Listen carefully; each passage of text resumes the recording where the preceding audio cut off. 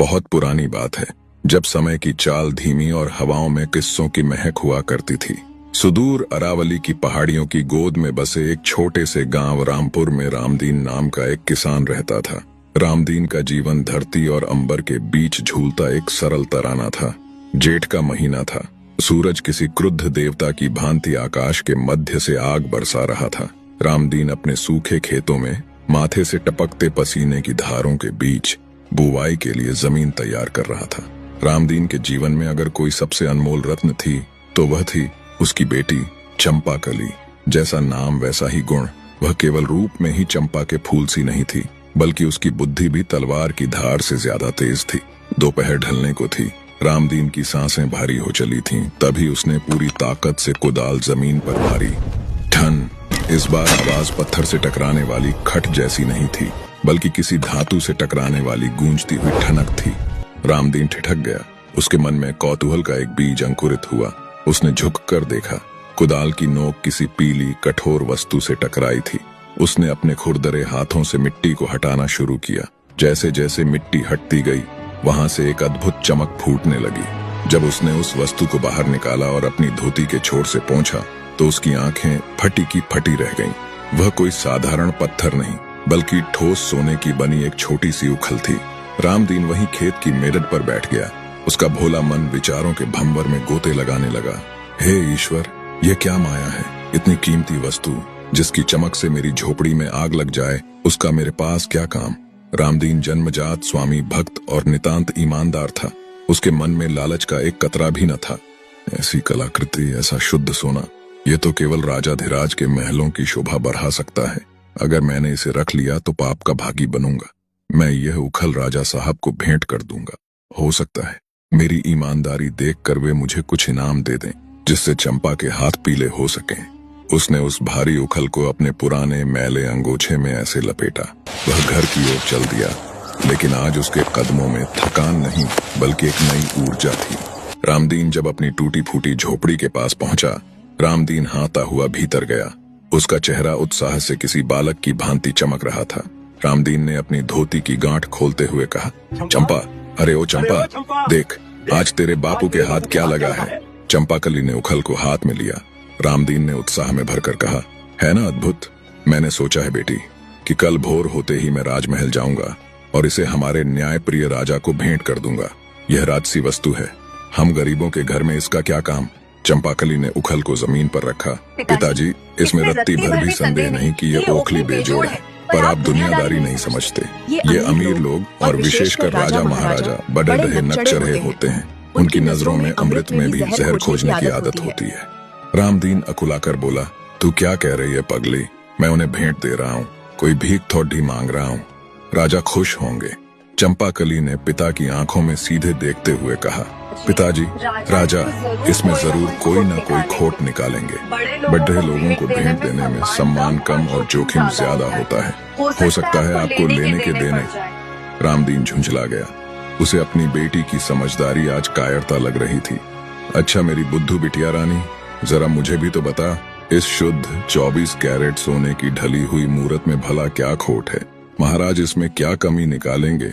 चंपाकली ने मुस्कान के साथ कहा, सुनिए पिताजी, जब आप दरबार में इसे पेश करेंगे तो महाराज की आंखें चौंधियां जाएंगी। वे कहेंगे, वाह क्या कमाल की खूबसूरती है, बड़ी ही दिव्य है ये उखल। लेकिन अगले ही पल उनका शाही शक जागेगा।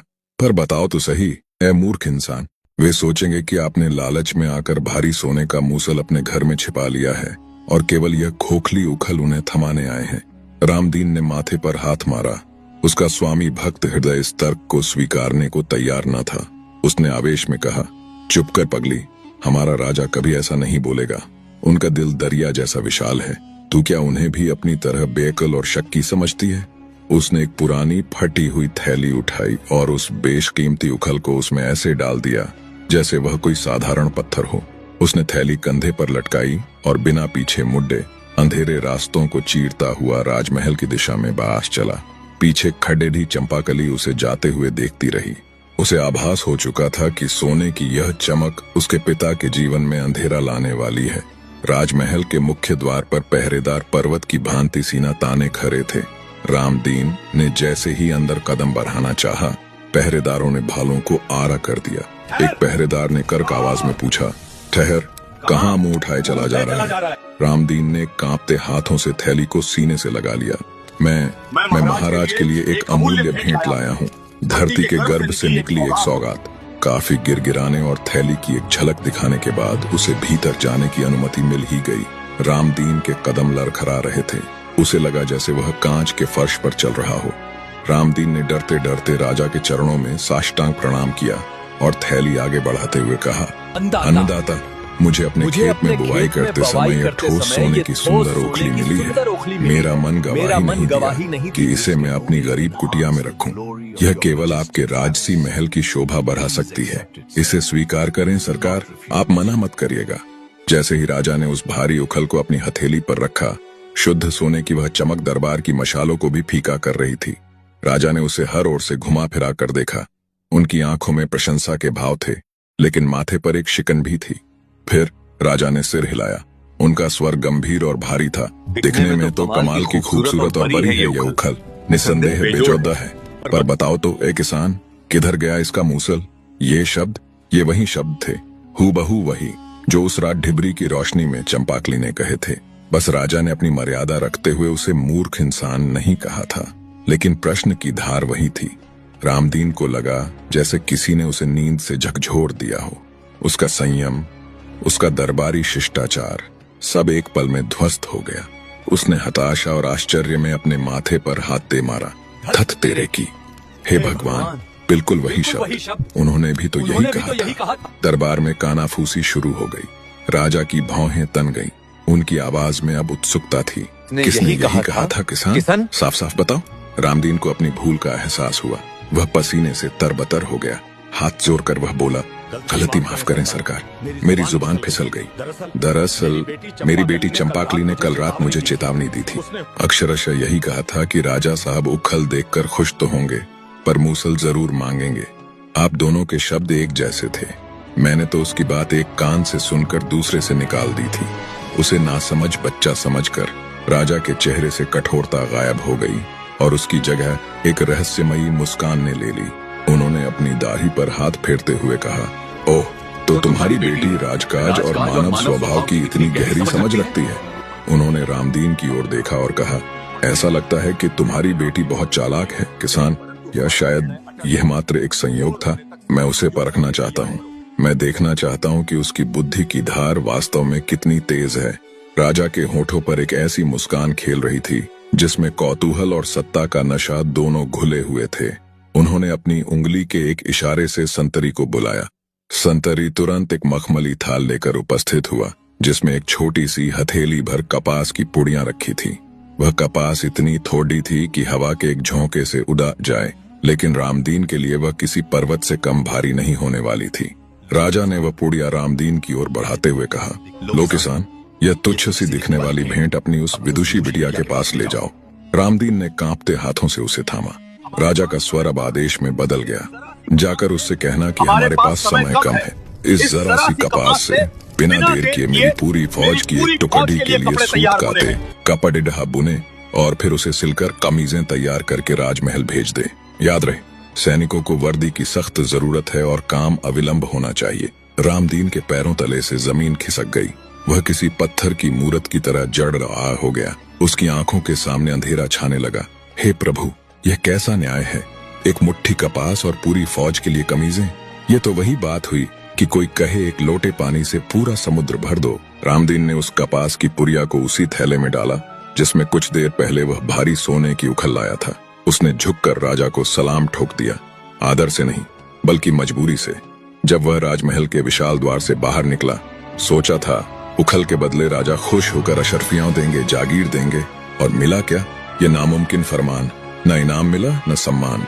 जब रामदीन गांव की पगडंडियों से होता हुआ अपनी झोपड़ी पहुंचा, चंपाकली द्वार पर ही खडेड़ी उसका इंतजार कर रही थी। रामदीन ने भारी मन से कहा, बेटी चंपाकली, हमारी सुख शांति को किसी की नजर लग गई। हमारे बुरे दिन आ गए हैं। उसने थरथराते हाथों से वह कपास की छोटी सी पुड्डियां निकाली और चंपाकली के हाथ में थमा दी। रामदीन ने दरबार का सारा वृत्तांत सुना दिया, कैसे राजा ने उसकी ईमानदारी पर शक किया और कैसे यह नामुमकिन फरमान सुनाया। रामदीन सिर पकड़ कर जमीन पर बैठ गया, लेकिन चंपाकली, वह एक अडिग पर्वत की तरह शांत थी। राजा ने जाल फेंका है, पर वे भूल गए कि जाल में सिर्फ मछलियां फंसती हैं, हवा नहीं। अगर उनकी मांग सूरज को छूने जैसी असंभव है, तो मेरा जवाब भी ध्रुव तारे जैसा अटल होगा। उसने कोमलता से कहा, पिताजी, आप तो बेबात ही घबरा जाते हैं। बस मुझे थोड़ा समय दीजिए कि इस रुई के पहाड़ को कैसे लांघना है। चंपाकली ने वह कपास हाथ में ली। उसने बड़े ध्यान से कपास के रेशों को अपनी उंगलियों से सहलाया। वह उसे जोर जोर से फटकने और झाड़ने लगी। अचानक 3 छोटी और कठोर चीजें फर्श पर गिरीं। कपास कितनी भी कुशलता से ओटी गई हो, उसमें एक आध बिनौले मतलब कपास के बीज तो छूट ही जाते हैं। चंपाकली की पारखी नजरों ने उन 2 काले बीजों को पहचान लिया। चंपाकली ने उन बीजों को अपने पिता को देते हुए कहा, पिताजी, अब आप अपनी थकान उतारिए और कल भोर होते ही फिर से राजमहल की ओर प्रस्थान कीजिए। राजा को मेरा यह संदेश दीजिएगा। रामदीन ने अपनी बेटी को ऐसे देखा जैसे वह पागल हो गई हो। चंपाकली मुस्कुराई। राजा से कहिएगा कि इन 2 बीजों के खोल से वे मेरे लिए एक दिव्य चरखा और एक विशाल करघा बनवा कर भेज दें। जैसे ही वे इन सूक्ष्म बीजों से ये लकाडीडीडी के यंत्र बनवा देंगे, मैं तुरंत अपना काम शुरू कर दूंगी। रामदीन की आंखें विस्मय से फैल गईं। उसे समझ आ गया कि अगर बीज से लकड़ी का चरखा बनना असंभव था, तो एक मुट्ठी कपास से पूरी फौज की कमीजें बनना भी उतना ही असंभव था। अब इंतजार था कल की सुबह का, जब यह बीज राजा के अहंकार की जमीन को फाड़ कर बाहर निकलने वाला था। अगला भाग देखने के लिए कमेंट में नेक्स्ट पार्ट जरूर लिखें।